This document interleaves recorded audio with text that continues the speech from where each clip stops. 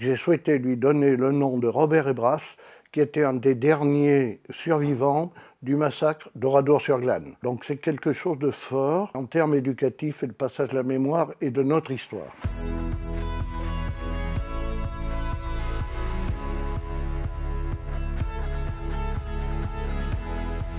L'engagement que j'ai pris en arrivant en 2014, c'est celui de rénover les écoles, rénover les accueils de loisirs pour les enfants. La ville a souhaité proposer un nouvel équipement qui regroupe à la fois un accueil de loisirs sans hébergement pour des enfants de 3 à 11 ans, des activités à destination des seniors et des activités proposées par le tissu associatif local, que ce soit culturel ou sportif. Alors le bâtiment avant, c'était ce qu'on appelle aujourd'hui classiquement une passoire thermique. On a désamianté, démoli, curé en fait le bâtiment pour pouvoir restructurer, réorganiser.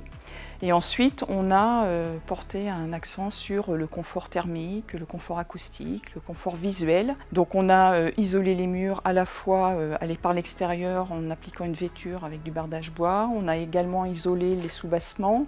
On a refait entièrement la toiture terrasse. Alors les principaux choix et orientations qui nous ont été donnés au départ, c'est déjà équiper, si on peut, de panneaux solaires le bâtiment, récupérer si possible l'eau de pluie. Il faut savoir que le bâtiment aujourd'hui, au global sur l'année, il produit 20% de plus d'électricité qu'il n'en consomme. Et ensuite, on injecte cette électricité sur le réseau pour le consommer dans d'autres bâtiments de la ville qui sont à proximité. Donc on auto-consomme au maximum ce qu'on produit. Donc le choix d'une maîtrise d'œuvre interne était avant tout de s'appuyer sur les compétences dont disposait la ville, avec une architecte et un ingénieur.